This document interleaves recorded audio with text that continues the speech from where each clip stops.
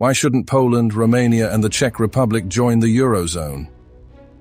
With high inflation and increased uncertainty related to the war in Ukraine, the issue of Central and Eastern European countries joining the Eurozone has gained attention. However, it is worth looking at the potential negative consequences of such a decision by Poland, the Czech Republic, and Romania. Replacing the national currency with the euro does not guarantee faster economic growth or catching up with highly developed countries. The examples of Slovakia and Slovenia, which adopted the euro relatively early after joining the European Union, show that these countries are not growing faster than Poland, the Czech Republic, or Romania, which operate with their own currencies. Comparison with other countries, Poland, the Czech Republic, and Romania are experiencing dynamic economic growth, outpacing countries such as Slovakia and Slovenia. In 2023, according to Eurostat data, Poland and Romania, starting from a lower position, have already overtaken Slovakia in terms of economic development. The examples of countries such as Portugal, Italy, Greece, and Spain, which are constantly losing ground to Germany, for example, show that adopting the euro is no guarantee of economic success. Slovakia and Slovenia, despite adopting the euro, are developing at an erratic and low rate. At the same time, Poland, the Czech Republic, and Romania have improved their economic position relative to the weaker countries of the original Eurozone. Spain's radical decline relative to Germany shows that the adoption of the euro can even hinder economic development. Debt of Eurozone countries. One of the Eurozone's biggest problems is the huge debt burden of individual member states, coupled with anemic economic growth.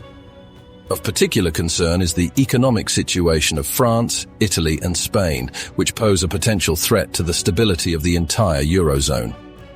Italy is an example of a country whose public debt continues to grow.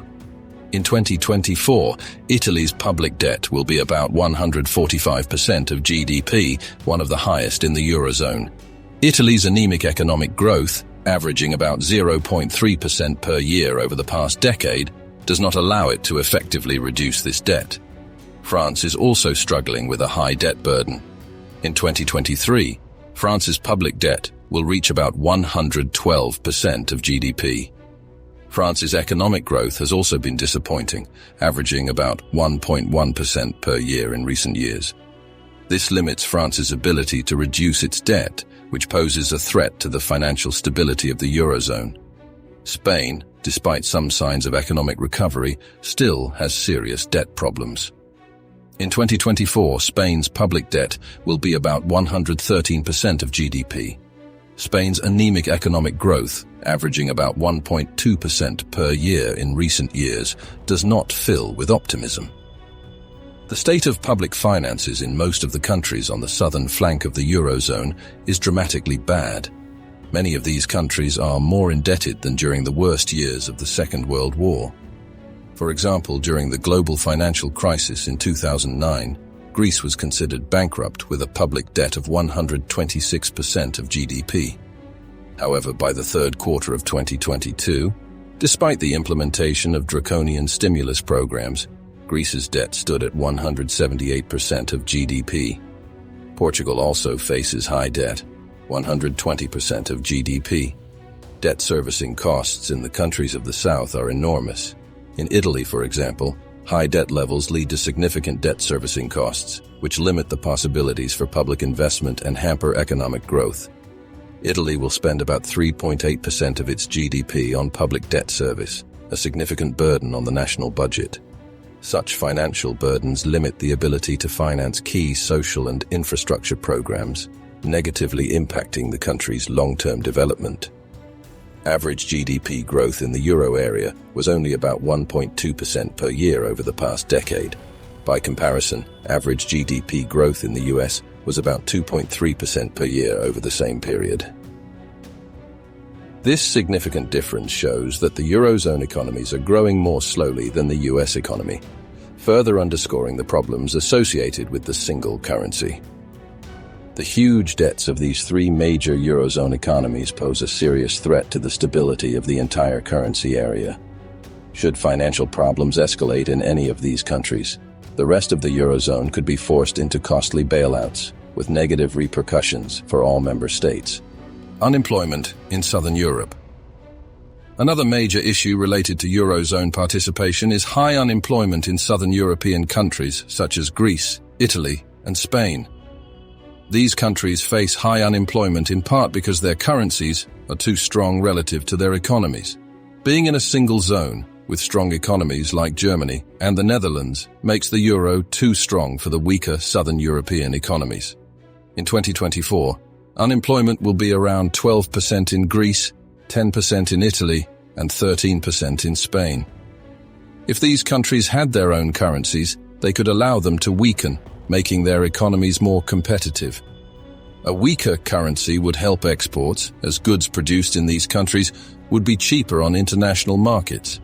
This, in turn, could lead to increased employment and lower unemployment. Having their own currency also allows them to adjust monetary policy flexibly to local economic conditions, which is not possible in the Eurozone, where monetary policy must take into account the needs of all member states. Advantages of having their own currency. By remaining outside the Eurozone, Poland, the Czech Republic, and Romania can avoid these problems by maintaining greater independence in the conduct of economic policy. Having their own currency allows them to respond flexibly to economic crises, and not being tied to the debt of other Eurozone countries provides greater financial and macroeconomic stability.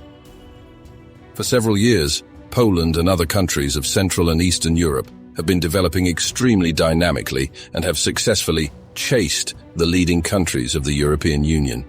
The level of public debt in these countries is among the lowest in the community, which provides a solid basis for their further development. In 2023, Poland's public debt was about 50.3% of GDP, which is significantly lower than in many Eurozone countries. There are legitimate concerns that joining the Eurozone now could hinder this dynamic economic and social development. Risks of joining the Eurozone. In the context of such dramatic differences in debt levels, the entry of Poland, the Czech Republic, and Romania into the euro area could entail the risk of sharing these financial problems.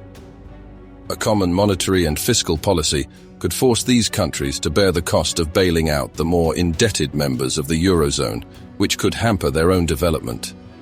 Therefore, maintaining an independent monetary and exchange rate policy seems preferable for the continued dynamic development of these countries. The future of Poland, the Czech Republic, and Romania. Poland, the Czech Republic, and Romania face a choice that could determine their economic future. The decision to join the Eurozone should not be made hastily, as there are many examples of countries that have adopted the euro but still face serious economic problems. Having their own currency allows these countries to conduct monetary and fiscal policies tailored to their specific needs and conditions, which is crucial for maintaining economic stability and further development. Conclusions. In conclusion, there are many arguments against Poland, the Czech Republic, and Romania joining the Eurozone at this time. The high debt and anemic economic growth of the southern European countries, the high unemployment resulting from a strong currency, and the need to share the financial problems of the Eurozone are major obstacles. Keeping their own currency allows these countries to be more flexible in their economic policies and avoid the problems faced by some Eurozone members. Therefore, it is in the interest of Poland, the Czech Republic, and Romania to continue their economic policies with their own currencies. Thank you for watching the video. Leave a comment and subscribe to the channel. See you next video.